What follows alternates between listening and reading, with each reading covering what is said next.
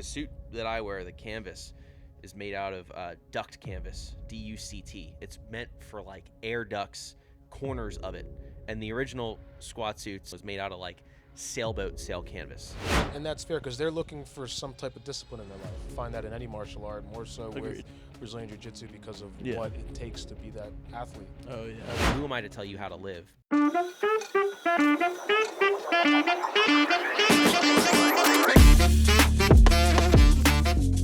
Hey everyone, welcome to the Big Man Cabana podcast. I'm your host, Matthew J. Laporte, and I'm sure you guys have now known Roman and Zach. Zach was just recently on talking about his time at Westside and powerlifting and everything like that, and the reason why I shouldn't do steroids.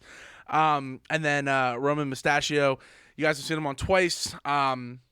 Big bencher, you just had a meet over, and I know we're gonna talk about that. I don't want to pester you too much about it because I know it was a bit of a rough day for you. But no, I'm not like hurt by it.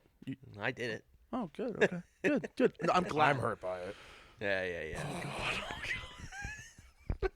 God. Oh, we're gonna have fun. Mm-hmm. But yeah, so these guys, Zach's been like you guys learned, has been kicking my ass on Sundays for the ones that I do show up to when I don't miss the one Sunday 2 weeks before this one, not this past one, but you weren't there this past Sunday. No, I was with it. Yeah, that's where he was. So you're the no, I'm joking. Anyways, yeah. But no, I saved your ass on Sunday from getting kicked. Actually, wasn't that bad. Yeah. Exactly, because he wasn't there. It was a taper down day. It was a taper down day. It was a nice day because I think I only went to like 205. Correct. I was like, oh, nice. It was great. But no, like I am glad to have both of you on because I know you and I always end up talking about him, and then him and I end up talking about you. Yeah. And then it was funny because you're like, yo, we should just do one with like all of us. And I'm like, that's a great idea. And then it so happened that we were able to do both of you on the same day. Wait. Yeah. Not like do both. That's a good way to word that. You have good stamina. Yeah. Nice. Oh, this is great. The rails. Anyways, we're all leaving a great digital footprint here. Listen, what is a digital footprint, right? I guess we're going to find out in 20 years when we're all applying for jobs and they're like, what's this podcast about? Well, see, yours did really well and so did yours. And apparently the whole gym has watched his and wondered why I'm going to do steroids now. Oh, and, yeah. So I guess we'll kick off. You just had a big meet, dude. I did. I competed on Sunday. I fucking blew it. I guess there's a little context there. I have a pretty bad habit of signing up for meets without like half the gear I need to do them, and I did it again. Yeah. I came off of December and I had what was a pretty good meet for me. I totaled like 1965 at 198. And I knew like it was gonna take some time, step back, because I definitely got a gift on my squat, and I was like, I need to work on some things. I was waiting on some briefs, and then my training partner Isn't that like your second gift now? Yeah, every squat I get is a gift, man. I'm such a mess, but I was waiting on some briefs, and my training partner was like, I'm looking at this meet here in York, and he was like, I'm doing it, and I was like, all right, I wanted to sign up bench only. They didn't have bench only in the entry sheet, so I was like, fuck it, let's just go full power. Didn't get my bench shirt till 12 weeks out. Didn't get my briefs till 6 weeks out. Said fuck it, tried to use all my new shit. Got one squat in. I got 740 my opener. I took 780 twice. They both got called high, but I hit them. They were high. I'm not mad about it. Judging was good that day. And then I bombed on bench. I had my opener is 640. I missed it 3 times.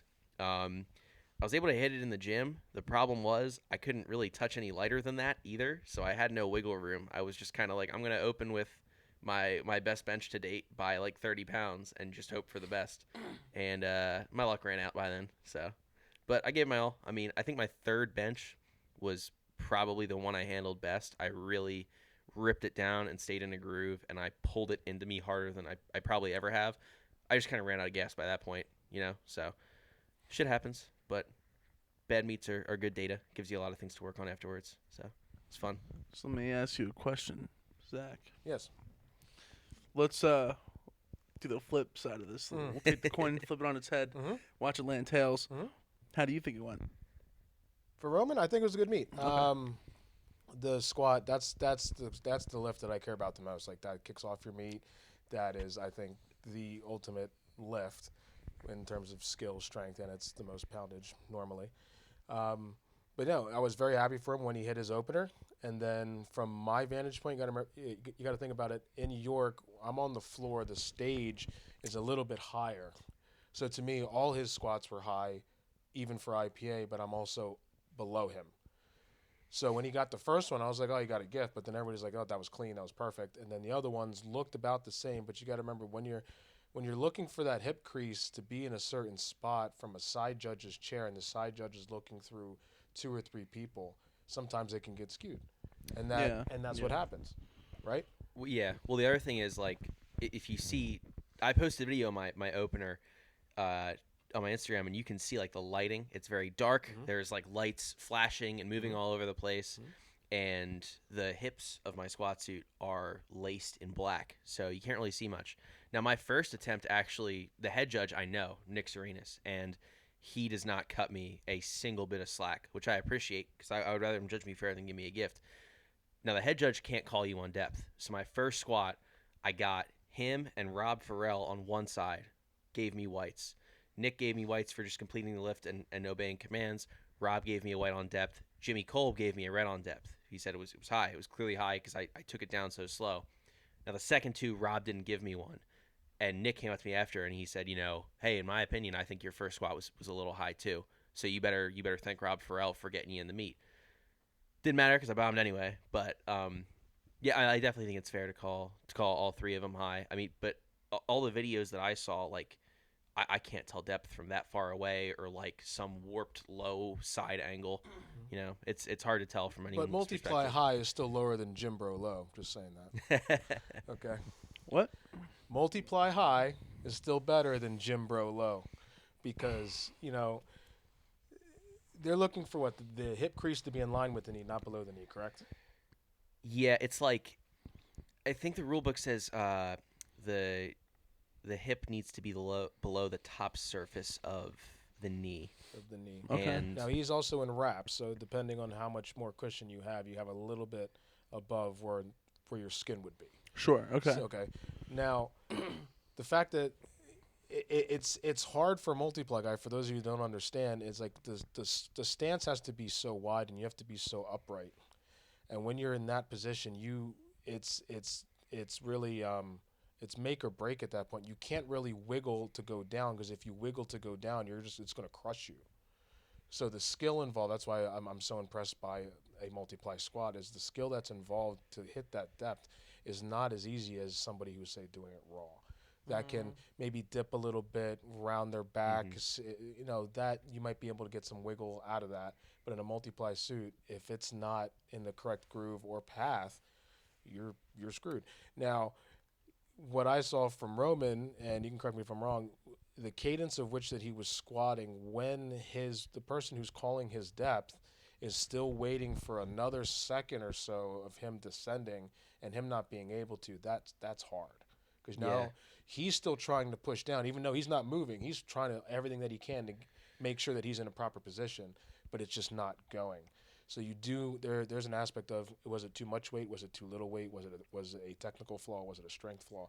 Like, there's a lot that goes into it. So don't mistake it as, he was high. Yeah, he was high, but the skill that he needed to even get that height is impressive with that weight. And That's what's up. That's awesome. another thing you got to consider, and because I started the sport raw, obviously, especially like in Pennsylvania, powerlifting culture is pretty good. So like, it was easy to get into raw because it was accessible when I was in high school, right?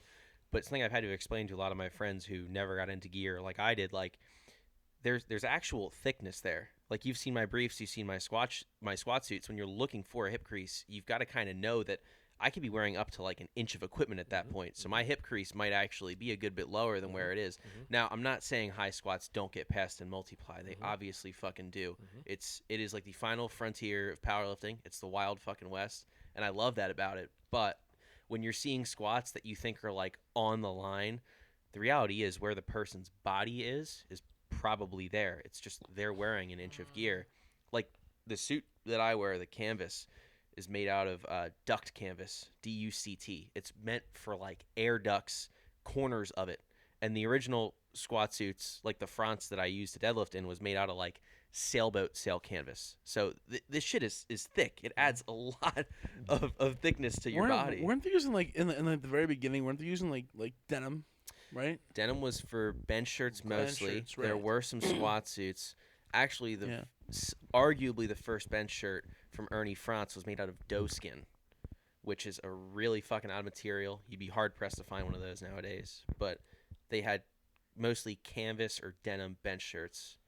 It went from doeskin to, I want to say there was initially poly, and then canvas and denim got big for bench shirts, and then they went back to poly. But it was one layer of poly. It was single ply. Originally, with like the old, like the blast shirts and shit like that. So, yeah, gear's definitely evolved, and it's insane. Like seeing the stuff that his peers were using, like unreal. So how do you think this plays on like a scale of which, let's say, someone like me who lifts raw, or other kids that are like looking at this, what would you say to them when they go, oh well, he has a shirt on, or they see Jimmy Kolb put 1,300 pounds up and down, and they go, he has a shirt, I want to see his raw bench. Like, what would you say to one of them? you know what I tell all of them, because I have this conversation all the time, especially if they're local. Come to Death Wish Barbell, put a shirt on, and see how you do. Like, that's good. I mean, yeah. it is a fair statement because they don't understand what multiply is. They don't understand what geared lifting is. Okay. Sure, he can do that. He has a bench on. I would challenge you to put that same weight on and bring it over your face and just hold it, and then talk to me. I do think. Yeah, that's fair. It's actually really good because Like, don't even do the lift. Have side spotters. Be safe about it. Unrack the weight and hold it. Second or two. You will then understand the amount of force. Now that's just at the top. Yeah. And then you've got to move that through a range of motion. Same thing with like the squat. Like, try to fucking unrack 1,000-pound squat, dude. Like, it's still heavy. Like, it doesn't change gravity. Yeah. You know what I mean? Yeah. But I have that conversation all the fucking time, especially with people that like strength sports, especially like now that powerlifting got popular, have gotten really cliquey with training methods and levels of equipment. Yeah. Oh yeah. Because like I literally lost friends when I started training conjugate. Like people stopped talking to me, and then when I got into gear, more people stopped talking to me. But the kicker is, that was years ago, and now all of them are either fucking quote unquote bodybuilders. They do Brazilian Jiu-Jitsu. They're not even the fucking sport anymore, right? So Joe Rogan purists. Yeah. Hey. The washed hail up Joe Rogan. The washed All up hail. powerlifter to BJJ pipeline is fucking insane right now, right? Yeah. Well, I mean, But- there's a lot of kids. No, go ahead. Sorry. Go ahead. No, I was just gonna say I have noticed. That is one thing I have noticed is a lot of kids nowadays. I don't know if it was the influx of the C-bum, of like whatever it is. I've noticed a lot of kids are either realizing they're not making it in powerlifting or getting the numbers they want. So then they go, well, what's something that I could do? And then I've noticed it's translated into that. I think I've noticed that a lot more nowadays. And that's fair because they're looking for some type of discipline in their life. Yeah. And you're definitely going to find that in any martial art, more so with Agreed. Brazilian Jiu-Jitsu because of Yeah. what it takes to be that athlete. Oh yeah. I mean, you could say the same thing that every high school wrestler knows what a Brazilian Jiu-Jitsu guy goes through because it's relatively similar in terms of training and intensity and the harshness on your body and your brain. So for these kids that are jumping from lifting to MMA to jiu-jitsu, if they're just trying to find their way, by all means. Like I bounced all over the place in my 20s. You have to experiment, find out what you like. That's fair. I really don't have anything against them. And as far as like going back to the raw bench, it's like we had to lift off for Roman with 3 people. The guy in the middle, me, and his training buddy. We had to bring the bar out for him. You're not going to see that at any gym in a raw lifting situation. Yeah. And that's the safety, but that's also the intensity of that lift. That's crazy. Is not one person can hand out 700 pounds, 600 pounds, just from like a halfway bent over position. Like you're not going to be able to do that. You're not going to be able to help the lifter. That's insane. Yeah. Because whenever, because like when I got my first like feeling of like heavy weight was when I was doing half field squats. Most of it was 920. And like you can overload that lift. You just can. And you can feel and then in my head it's like, I go and look over to you guys over at Death Wish, or I go over and see these guys just free Jesus Oliveras. You know what I'm talking about? Really strong relative. Like I just don't get how people can handle that weight. Like, it just blows my mind. Or Jimmy Cole with 1,300 pounds in his hands. But you're seeing the end, like towards the end of their journey with it. You didn't see Jesus probably struggling with 600 or 700 pounds Yeah. to get up to that. Like the amount of work Yeah. capacity you have to build Oh, to without be a able doubt. to withstand that weight, it takes a long time. Any of these big lifters now, like none of them are a flash in the pan just started a year ago. That's nonsense.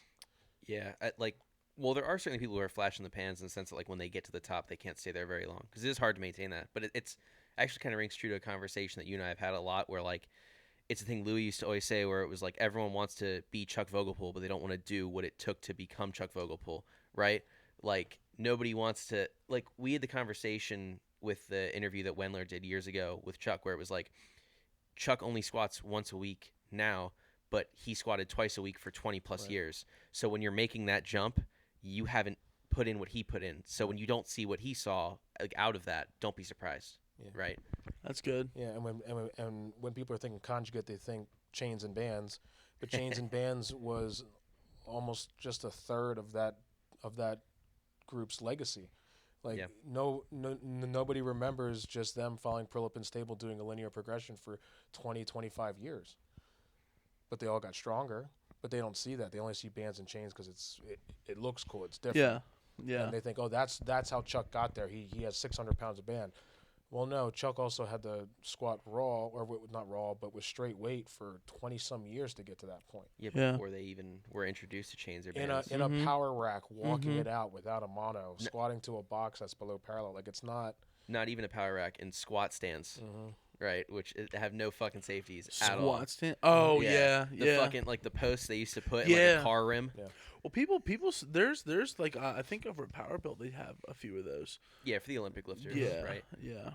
So I mean, I don't know. I think, especially like the start of this conversation, the like people who don't understand the geared thing, like oh they have a bench on it, this, that, and the other. Like, I do think that side of the sport has almost done it to itself. Like, I guess it's not fair to say that they've done it to themselves, but as the sport grew, I think the thing is raw powerlifting is so accessible, but like gear's fucking expensive. If you don't have a crew, you're not really gonna have any direction. You need a lot of other people. We talked about in the first time I was on here, like it takes a village. Like, Takes a village. Yeah. like dude, even these new band shirts, which are arguably easier to use than poly. I'm not saying that they are, but you can make a good argument that they're easier to get into, despite letting you handle bigger weights higher.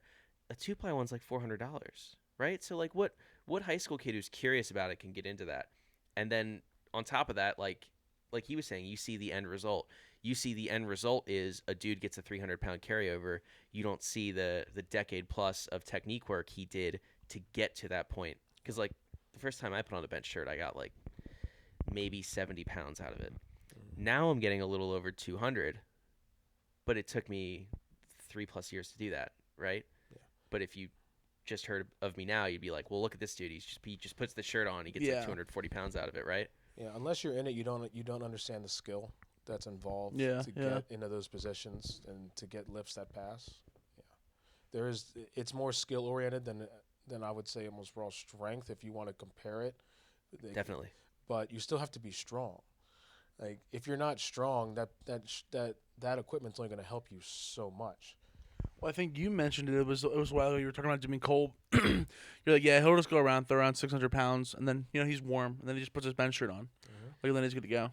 Yeah. I mean, like, for every joint that is supported by a piece of equipment, think of everything that's not. Yeah. Right? Like, in my bench shirt, my pecs and shoulders are supported, but my forearms aren't, right? Mhm. That's Your why, wrists. like... I guess you have wrist wraps, but yeah. Well, even so, like, my raw bench is approaching 400 pounds. I won't confidently say that I'm like a 400 bencher, but it's getting there. And if you take another person who's got the same raw bench as me and put them in a shirt and put 640 in their hands, you'll probably break their forearms because I have spent, at this point, years and years of handling loads heavier than 640 pounds, working down to that. Like, I've taken 700 for reps off boards, stuff like that.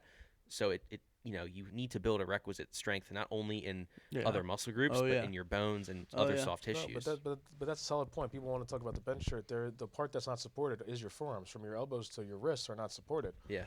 That's why I said on rack a weight that you think he did 7 whatever. Go ahead, unrack it and hold it. See how long you can hold it, if you can hold it, and make sure you have the face savers up. because that might come down faster than you think. No, it comes down really fast when you get out of the groove, and, Oh God. and that's the other thing. There's Like, one guy that almost dumped it on his face. Your buddy, the guys in the red shirts, the short Asian guy.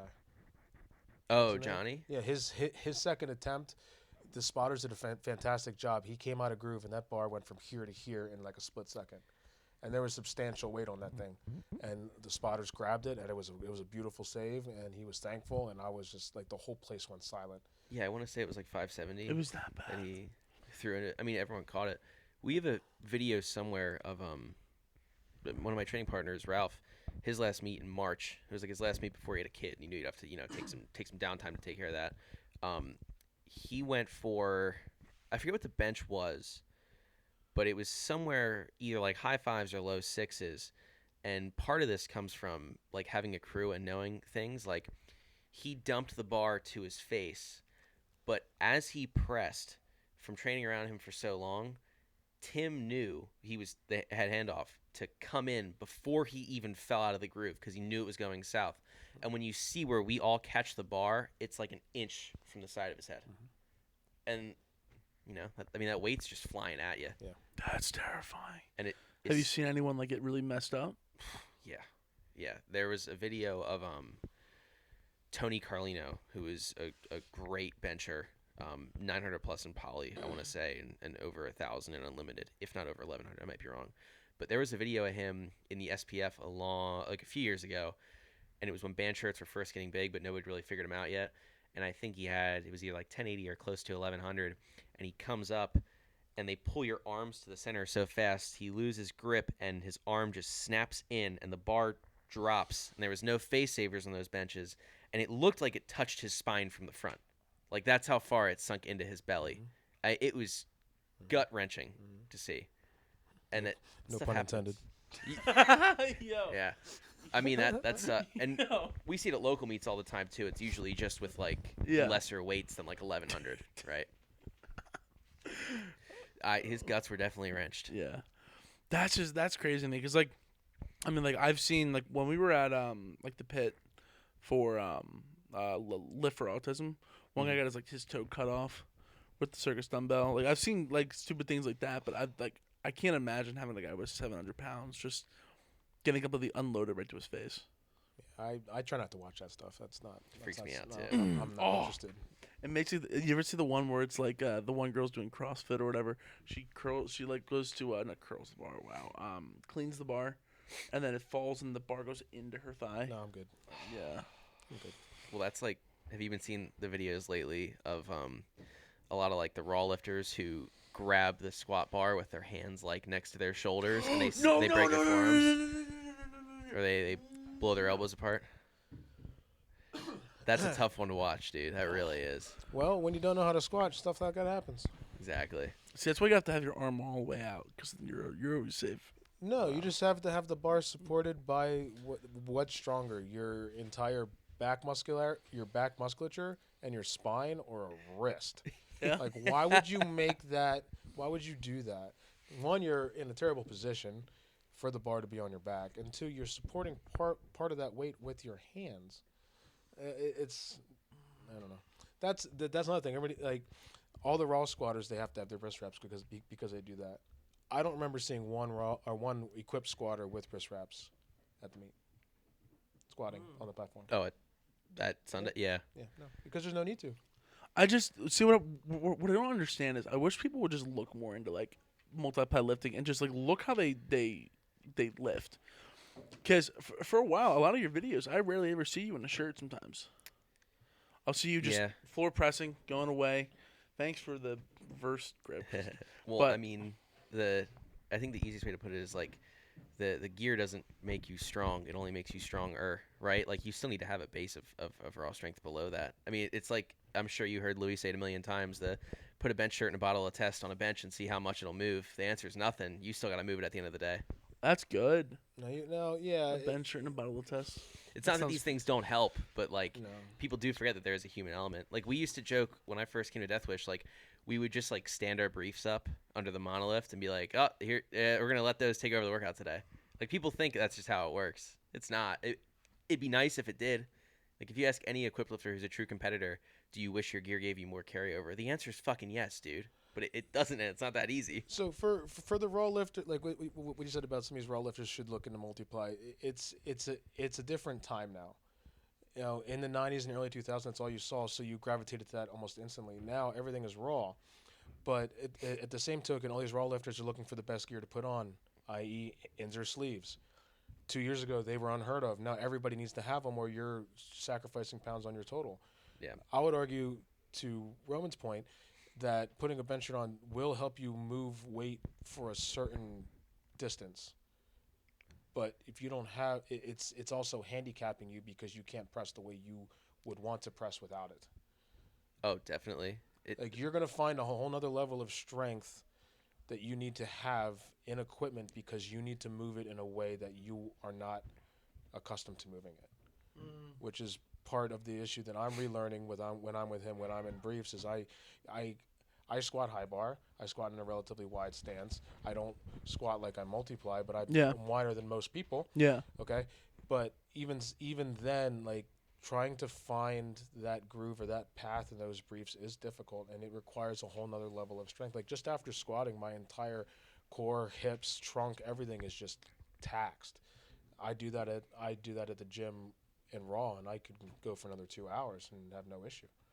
It's a whole nother. It's more pressure, and it's more control and fine motor unit patterns that you need to, grow, and it is difficult. So how do you feel about like those those ends or wraps or like those sleeves and things like that, or specifically sleeves? Because I feel like a lot of people will see the sleeves and go, they're just looking for like a small little way to just add to your total. I feel like they don't really help and do as much as you think. They're just gonna keep everything warm. But like, how do you feel about like? Okay, if I throw my Evolution Athletics right now, right?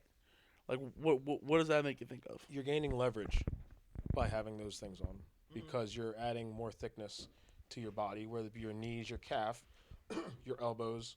Like that's why people feel like they can do a little more with them on as opposed to not. It's not really a matter of is it helping, like is it directly putting weight on, but it is helping you gain a little bit more leverage in a joint like your knees or elbows. And compression too. Yeah. Your joints love compression. It'll Compression's keep a you big- happier. Compression and warmth, right? I mean, Yeah. At one point, everybody, when SBD first came out with their raw singlet, everybody wanted them because there was extra stitching in the groin, because there was a little bit more support in the buttocks and the groin.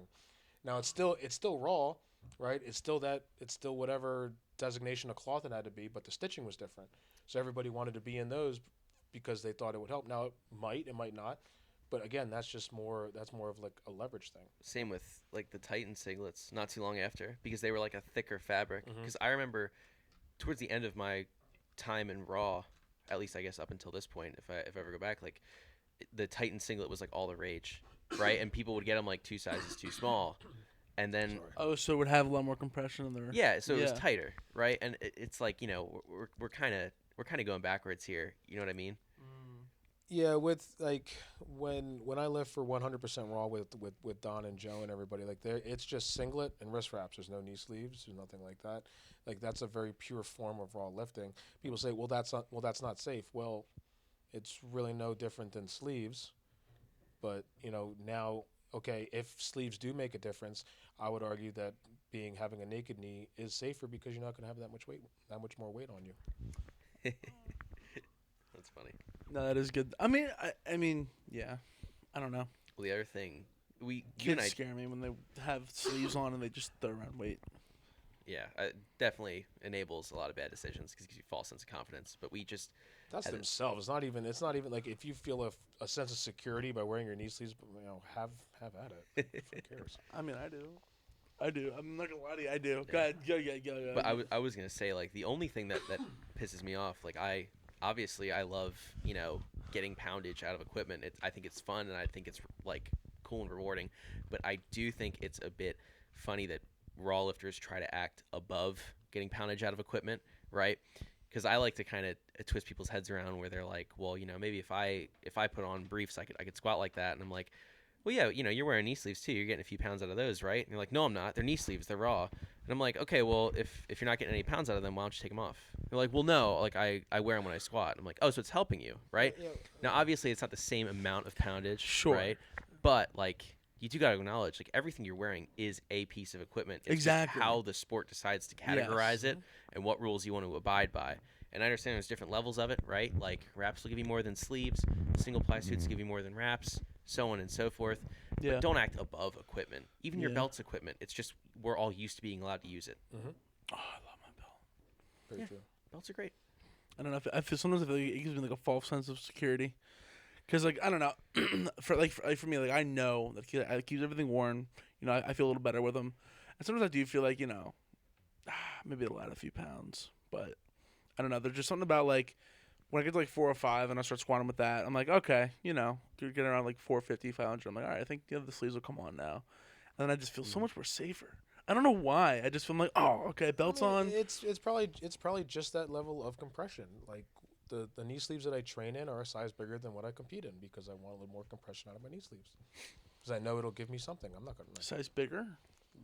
smaller. Oh, So I wear a large, the Titan bee stings or whatever those bees are, and then I bought a pair that's a size smaller that takes a little bit longer to put on, yeah. and I use it for Conte because of the extra compression, and it's not gonna put 50 pounds on my squat, but it'll give me a little something out of the hole if I need it. I No. remember when I did Raw Nationals in 2018, USAPL Raw Nationals.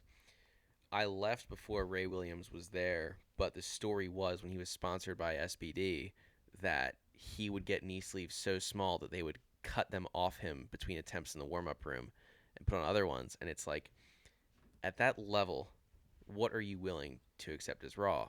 Or like how, really not even what are you willing to accept, because I understand that sleeves are what is categorized as raw, and whatever you can do with them is up to you after that, right? Like you operate within the bounds of the rule book. But it's just like the elitism always makes me chuckle, because it's I think these people are really just hypocrites. You know what I mean? To some Yeah, degree, I mean, whether they know it or not. well, that's what him and I were talking about last time. It's like, well, I mean, if it's legal, what can you get away with? And the thing is people are going to try to get away with whatever they can, whether it's like, they're trying to take steroids and cycling off here or whatever it is. People are going to always find a. I mean, powerlifting especially, the sport is gear, and anyone who doesn't think that is a little naive. Well, what I was gonna say is, like, you go as far back as the earliest days, people were cutting tennis balls in half and putting them behind their knees and wrapping their knees over them. Everyone has always been trying to get the most out of what's within the bounds of the rule book since the sport has started, and that's because it's competition. Or you could talk about, like, people used to cut jeans that were 3 sizes too small into Daisy Dukes and put them under their singlets, and they would wear 2 or 3 pairs of them. And that's how gear, became a thing, is people were like, well, I get more out of this, so I want to do it, and I want to sanction this in a comp. But, like, as long as the sport's been around, people have been trying to get pounds out of everything they're allowed to wear. So that's what I meant by saying, like, the sport is equipped. I think the issue with it now is the business side of it. All these companies have all this gear. All these businesses are paying these federations to be able to have their stuff as, allowed equipment. Like, that's why there's such an influx in equipment. The days that you were talking about, there was maybe 2 companies that had gear or had anything that was supportive. Everything else you had, like, make in your house, Yeah, make in your like garage. Marathon right? and insert. Now you can go online and put, raw powerlifting sleeves and have a million different things come up, That's true. So I think Amazon has their own thing too. yeah, it's all definitely. about money. It's all about the business. They're just pushing it on these kids, and it's like, if you make something that's a little bit stronger, you're going to make more sales. And I And the think kids are going to grab it to them. Or kids, people in Raw. I don't want to say kids. There are older people in Raw, but the business of powerlifting is in the equipment.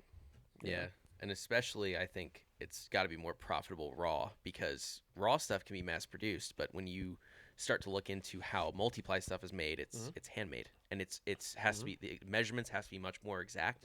Like, all the overkill gear that is so hard for people to get with timing and whatnot, it's all made by one guy, Rudy. He was at my meet. I met him. He's super cool, right? But guess what? SBD, I guarantee you, has a factory, and they get blank sleeves that they stamp their logo on, because they don't need to be made as precisely, because they're not as exact of a piece of gear to use. But as a pair of here's the briefs. cool thing about the culture. Since he was talking about Rudy and overkill, the guy who made his shirt was at the meet. while he was putting his shirt on, he came over and talked to Roman and said, what are you feeling? What do you need? Like, he was helping Roman. Now, he's already helping a guy there. He was a raw lifter, right, your buddy? The little guy from Vegas? Anthony Hobica he was a raw lifter, got into gear, and he became the lightest person to ever squat 1,000 pounds in gear. He squatted 1010 at 191. Yeah. So the guy that he's talking about is there handling that guy, okay? But then in between warm-ups, he's over there helping Roman. That's awesome. Okay. Yeah. I don't see anybody from SBD walking around at meets national or international level helping their lifters with gear. Hey, if you do this, you can do, like, you might be able to, you need to look for this. You need to have this sleeve above this point in your leg. Like, he was helping Roman out, and he gave Roman a very solid point about the distance between your elbow and the end of the sleeve. Yeah. Like, that's the difference between the culture of multiply as opposed to raw. Raw, it's like you're all on your own, buy my stuff. And then you got... and don't do this the wrong way. The reason people always ask, like, why did you never, like, why don't you powerlift? Why don't you go into a meet? Like, you do this and you do this. And I'm like, the culture is just not it for me. Especially, in no offense, the USAPL. A lot of those guys that get it. Yeah, and even RPS, and I'm sure Sam and Sonny are going to give me crap for saying this. Not they might not listen to this one. But my point being is I feel... I don't know the right word to say other than dickheads, but there's just this monotonous amount of just, I'm better than you, and I'm not going to help you in any way, shape, or form, but there's no community. I feel like the big thing about Strongman that I love, and the thing that I'm seeing with Multiply for you, is there's a community. There's a village. You go to a Multiply meet, and you're talking, you're having fun. Oh, try this, try that. It's more personable, and you're creating a community within your sport. So, two things I want to add to that. One, you're talking about Rudy helping me with my shirt. How I ordered those briefs and that bench shirt is he gave me his personal cell phone number, and I texted him. And I filled out an order form, and I talked to him through the whole process. And by the way, after that meet, he knew that I bombed on bench, and I told him, I said, hey, by the way, like, your shirt's awesome. It was my fault. I was gassed, and I was getting sloppy in the bottom. But he said, why don't you give me a call sometime this week, and we'll talk about how to touch lighter, right? And same thing when I ordered a custom pair of briefs from Titan. When I called, I was talking to a person there, and they were talking me through what I wanted to get out of those briefs, how I should size them, how, this, that, and the other, how to use them. But then on the other hand, when you talk about the community aspect, you don't see it as much in Raw, and I think the reason for that is you don't need it as much, right? Like, we're talking about my bench needed a 3-man handoff. Most Raw lifters can hand off for themselves. And I totally lost my oh, sorry. When I came out of that meet and I bombed, my first thought was, well, that sucked. What's the next meet I'm going to do? And I was talking to my buddy in Tennessee, and he was like, well, I'm hosting a meet down here in about the time frame you're looking for. And I said, well, I don't think I can get a crew down there to handle me because that's necessary in gear. And he said, if you're serious about this, I can arrange people to handle for you. Like, those are the strings you can pull if you show these people that you care about the sport like they do. Everyone will do things for you. That's awesome. Yeah, that's really cool. You had mentioned in our talk when you're talking about powerlifting purists, like the purest form of it is there. Okay. Oh, now, definitely. Now there are groups in raw powerlifting that are similar, right? So you can say what you want about power build. When I go to some of these meets, like a friend of mine, BK, he lifts there, and when he showed up with 5 other lifters, there was 30 people from power build there. Now, I don't know what they were helping with, but they were there in support. That's awesome. Okay. It is there. Okay. It is there. It's just not nearly as prominent. Yeah, I don't know. Maybe I'm just out of bounds. But what I've realized in strongman is just like, let's take Sunday. I know you weren't there. Like, Lion's Den's coming down. He's closing down, and then people are coming from Pack, and then they're all from Limerick Athletic. I've known a lot of these guys for years. Like Ziggy, I've known for years. Competed with them, competed against them, and I went it's to like, high school with him. Did you really? Great guy. Actually, Ziggy, fuck you. Not really. He's a great guy. Wreck you.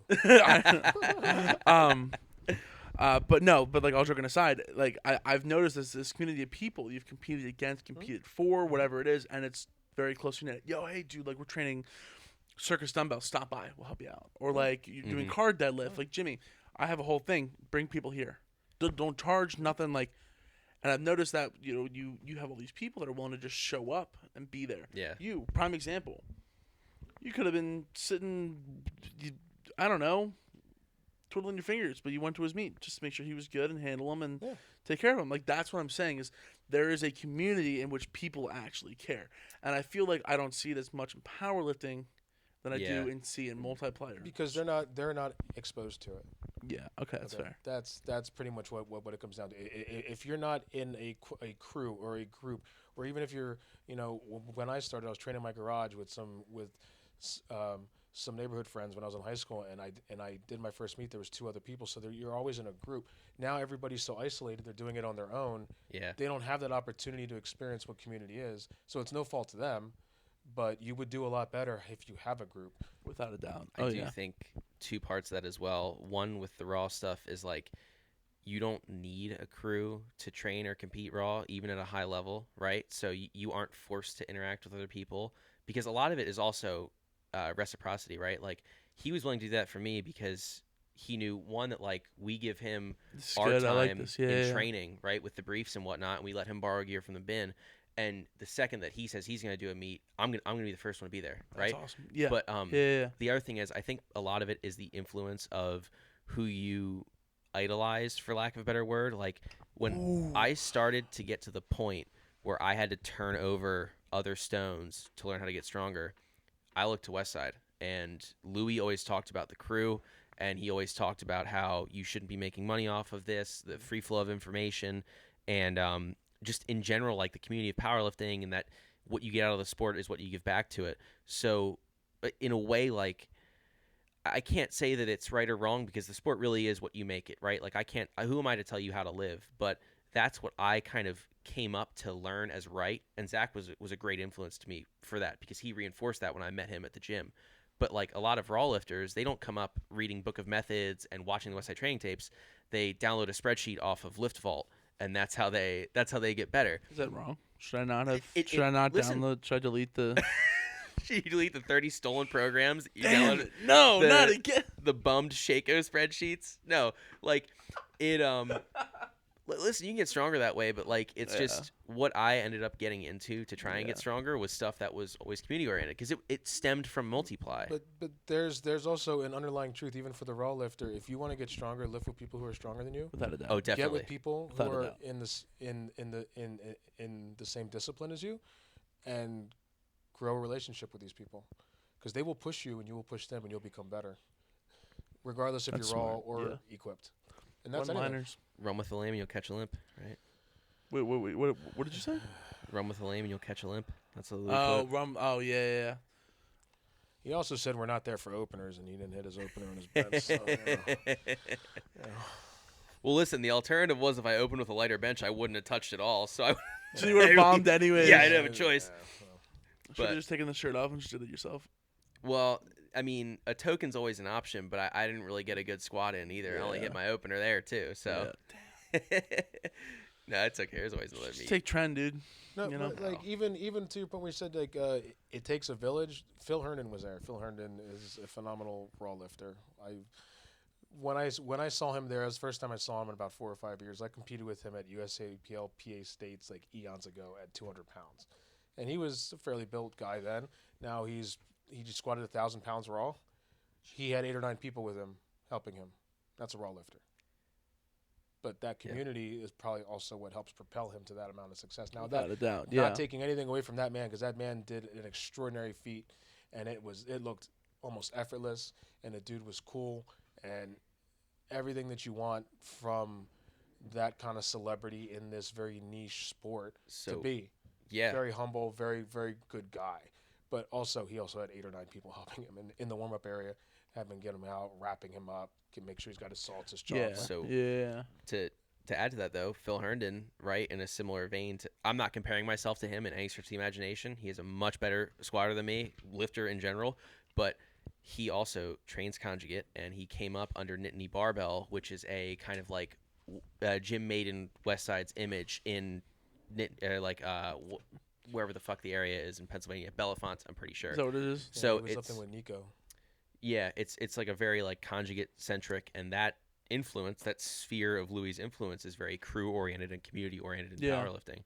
And in the same token, when we were in the pit going up there, he was sitting down there shooting shit with me. He's the nicest guy. He remembered who I was from a a meet that I was like spotting and loading at last minute. Oh, He's a great dude. That's cool. And he is massive. Oh, he's got traps up to his ears. He is massive. He's a freak. The guy over at Power Plant, I can't remember his name. Zach? This is Zach? Oh yes, he was my the meet coordinator. It wasn't my coordinator. He was my group leader. A group leader. He was his dude. Right. He's dude, bro. He's this man. When I saw him, I think like he picked up like the heaviest keg, and he goes like for the people that were never doing the meet before. Like his traps were massive, and he picked this keg up, like the one that we're using, like the open super heavyweights, and goes, "This is how you do this for all of the people that haven't done this before, for like the new people," and just goes, 1. And I'm like, dude, what do you do? Like, unfazed. Yeah. And his, sorry, I didn't mean to go on a tangent. mean, do you remember? So when you think you're king of the midget local meet, like you need to go to where the big boys play. Yeah. And see what that next level is. Yeah. Don't Because that will immediately either it'll humble you and it'll push you, or it'll be like, this isn't for me. I'll go do jujitsu. What all these kids are doing. Yeah. Don't be a big fish in a small pond. Yeah, I think that's a big yeah. takeaway too. Yeah. Oh yeah. Yeah, Zach's that dude's insane. You got to see this guy. And he's a super nice dude. I've talked with him multiple times. Like, he's very intimidating, but he's just like, giggly, laughy, very, very, very funny guy. He makes a lot of sidebar comments. Everyone I've met who's like that level of good or strong is the nicest person. Mm-hmm. Jimmy Kolb, Phil, Hobaika, like all these people are nothing but nice. Yeah. Oh man, dude. Maybe I should go up there on a Saturday. Well, I've been saying it. That is like my one day that I don't lift. No, because my cycle will go like Sundays with them, but then I'm at the gym from the time I'm with them till like 1. Yeah. And then like Monday I'll squat, Tuesday I'll overhead press, Wednesday I'll deadlift, Thursday I'll hit back, Friday squat. So Saturday is like my one day like I take as a rest. Well, what's a day that you're at Power Plant that you train? That's how you solve this problem. Well, no. right? So their Strongman Saturdays is the push where they have people there and they do the events. But so my thing is like when I was at Westside, there's people driving from out of state as far as Tennessee to come to a training session because it was that important. If it's important to you, you'll make the trip. 100%. Damn, that's why I went to the Lions. Then I just gotta do the same thing I did there. I mean, when I first started training at Death Wish, I had to change my training split. Like, I changed all my days just to make sure I'm that I changing can my be there. training split so I can be with him on freaking Thursdays. I never lift on Tuesdays. I'm a Sunday, Monday, Wednesday, Friday guy. Yeah. Well, All right. you gotta make a sacrifice every time. It's a day. Well, the thing is, It also is they do have a nice little thing there. yeah, dude, and especially It's- like you'll probably have a good time. And you'll Oh learn. no, I've been there multiple times. Like, Yeah. I know the Power Plant gym. Just yeah, the learning factor is what is there's no yeah, price to they it. have a lot. I mean, yeah, there is a price to it. You gotta have a drop-in fee or whatever the fee is, but what you're gonna learn there is well beyond that. yeah, agreed. And I do think you have to kind of acknowledge, like, if someone has offered to give you their time, you need to meet them the other half of that way. Yeah, agreed. Right? Yeah, So, like, if they're like, well, we do this on Saturdays, then if you want to go learn from, if you don't want to go learn from them, that's another issue. But if Yeah. you want to go learn from them, then you have to make it a point that Saturday will work for you, or you just have to suck it up and be like, fuck it, I'm gonna train Saturday and Sunday. Right? yeah. So Or just make an adjustment. Like it's one day. It's 1 hour of your life. You could be at home sleeping, playing with yourself, or you could be up lifting weights with people, learning something. First one sounds great, though. I'm joking.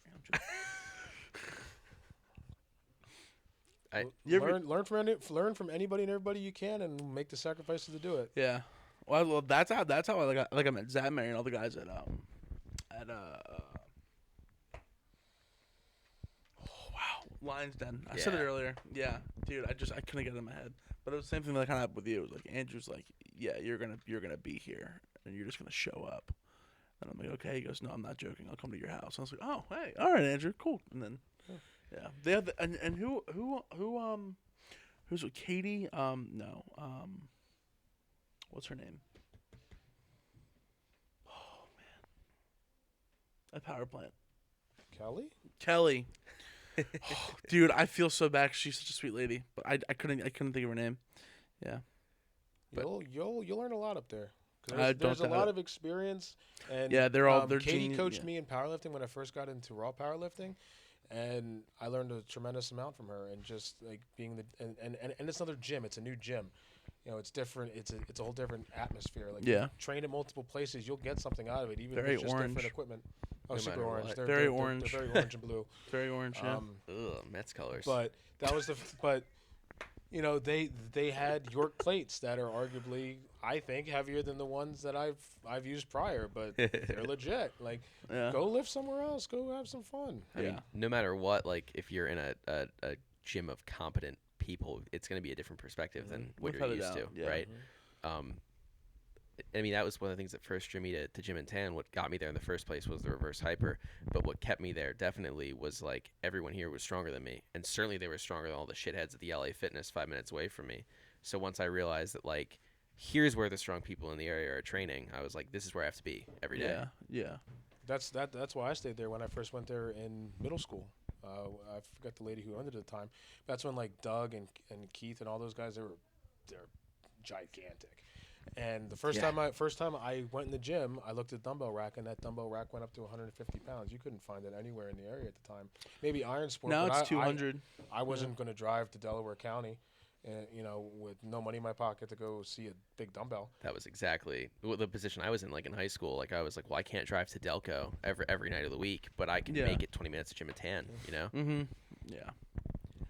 But oh man, you know what's funny too is I remember like the first time I stepped into that, like I heard stories about it, like people, like I was like, oh, I can't go there until I'm like I have like a 400-pound bench. I just could. And then like one day like Cody's cousin was training there, Daniel Orr, yeah, Remember him. and he was like he got us all in, and there was a whole thing with that, and we're not get all into that, Yeah.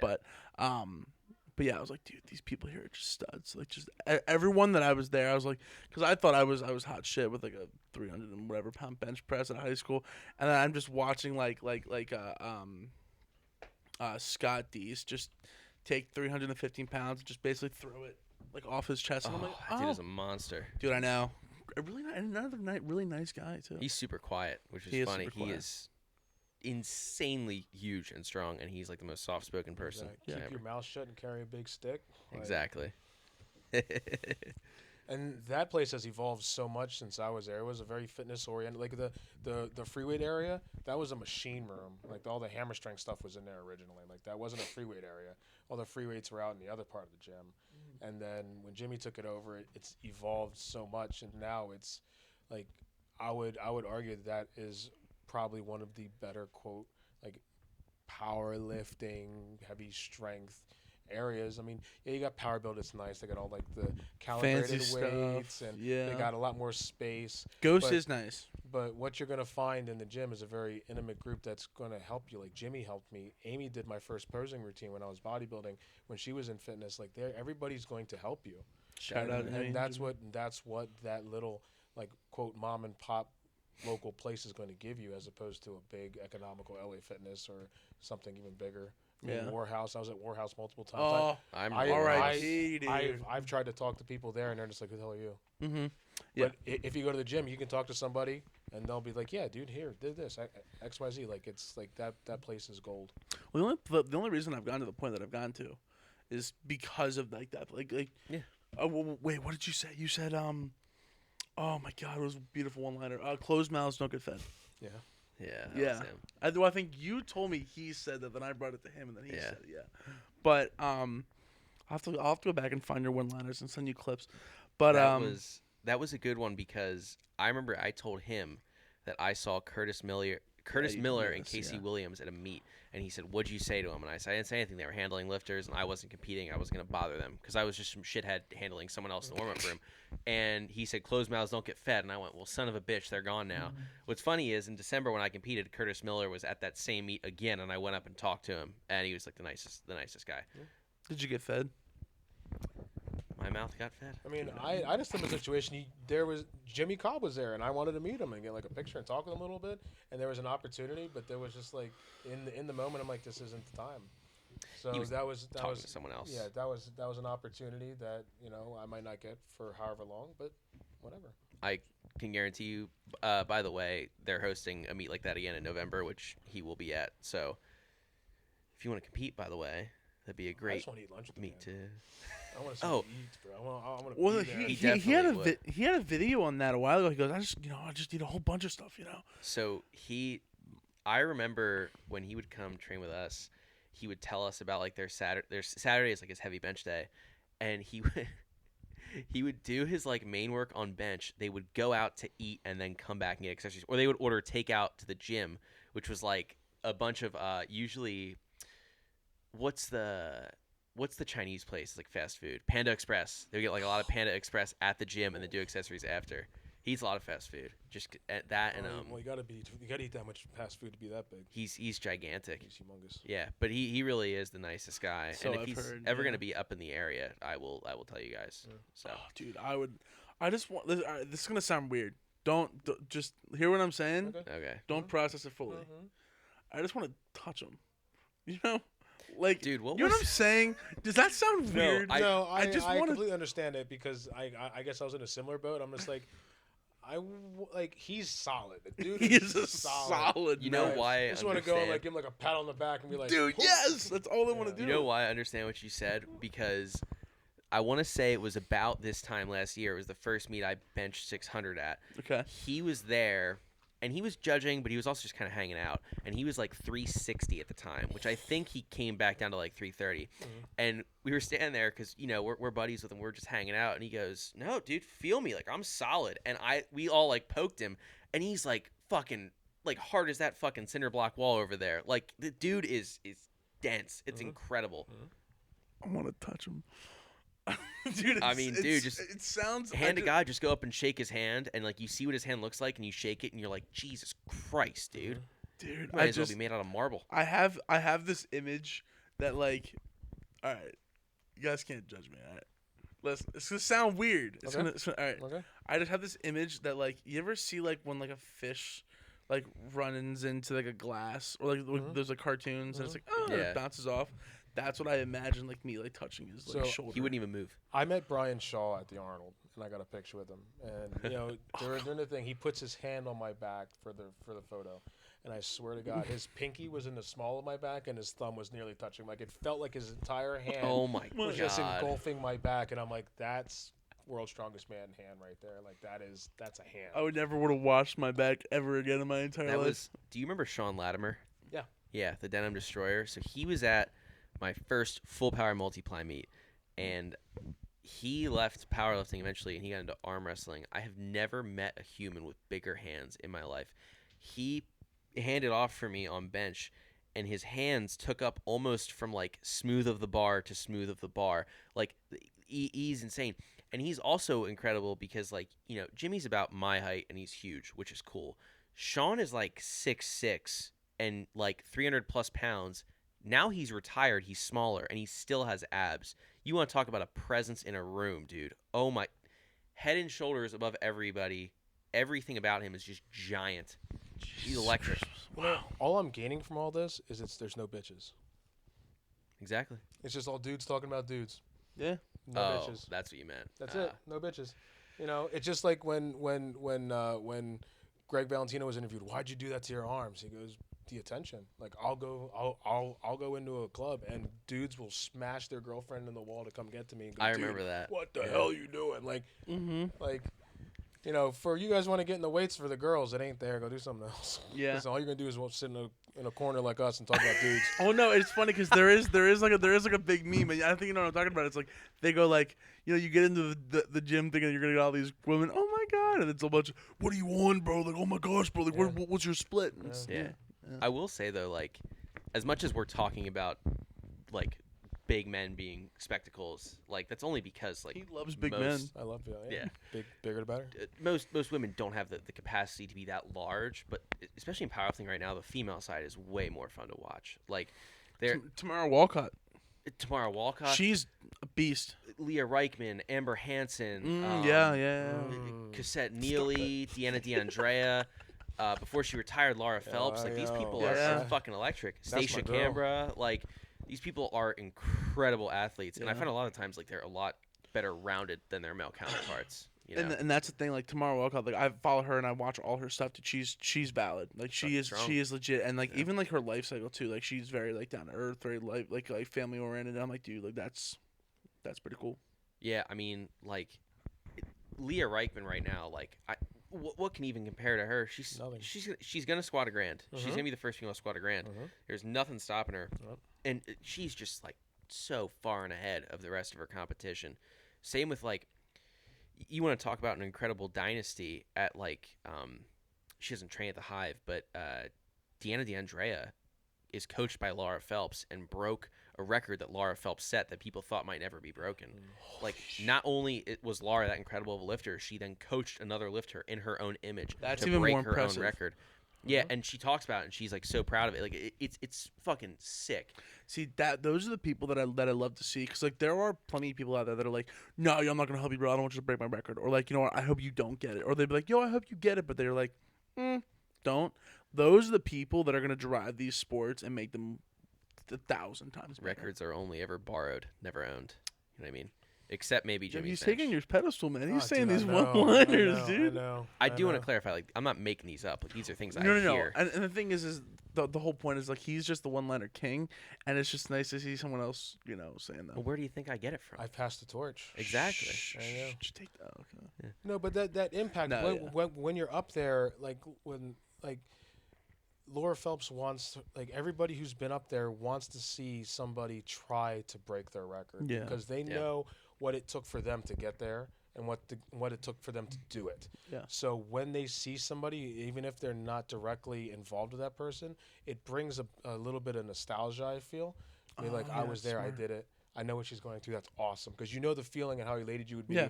And Yeah. you jumped off the bench, you jumped out of the rack, and you're like, yeah, I did it, I got it. Like that's Yeah, I think it's a testament to that. I remember, I think it was Jimmy telling a story about he broke one of Scott Mendelson's bench records that he had still had standing in poly, and he said that Scott was the first person to call him to congratulate him, right? Because again, it's like a kind of respect thing, and I think it especially helps when the person who breaks it is a good ambassador for the sport. You know, Yeah. when they're a good person, because then you feel good about who that record is now in possession of. That's awesome. But gentlemen, we just did an hour, 3 Jesus minutes. Christ. You Not serious? Dead ass. Yeah. cool. Time I flies. looked over just to keep track of the time clock, but I didn't realize we'd get an hour. Cool. Man, thanks for Pretty last sick. second. I appreciate. No, you're welcome. I'm not as solid as Jimmy. I'm sorry. I'm No, working on it.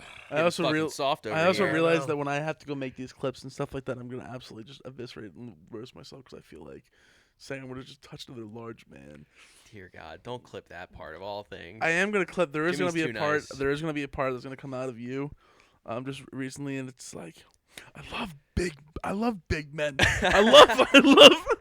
So if you watch the beginning of if you listen to the beginning of like the Yeah. of the podcast, Like it's that. like I love big men. They're just so big, whatever it is. I That's remember it. I put that on when you sent me the Google Drive file. I was driving down to Brigantine just to hang Oh, out. with my and you had the girlfriend raw over. footage. You didn't have the. I did have new the one. raw footage. I had Yeah. all like the sound tests of just like you two, just like I love big men. Like that was just like I like the file opened and that's like the first thing that comes out and I'm like we're off to a great start. Yeah, you got the raw because and you've experienced it too. Like the first Yeah. couple minutes, that's recording just so it's on. Yeah, when you're like sitting down here, when you're like getting the mic set up, like Yeah. clapping, like say this, and Yeah. you're like, no one's gonna hear it except like the one shithead that you send the raw audio to.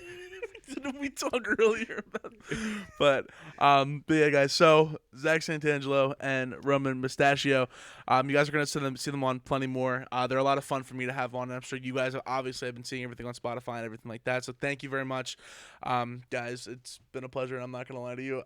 When I found out you were gonna be on this podcast, I text my girlfriend. I'm like, this is gonna be electric, and I'm actually excited, but I have to be calm because I can't seem like a fanboy.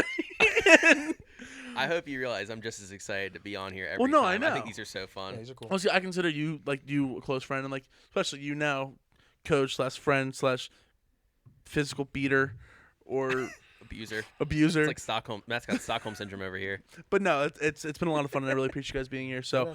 everyone out blast. there, you guys want to say your Instagram and stuff like that if they want to reach out and No, don't reach out to me. okay, cool. I'm more accessible than Zach. RPEFML. If you want to get to Zach through me, I could be a messenger possibly, but I doubt he would take you seriously if you're not going to approach him directly. So There you go. It's your job to find them. All right, guys, we'll see you next week. see ya.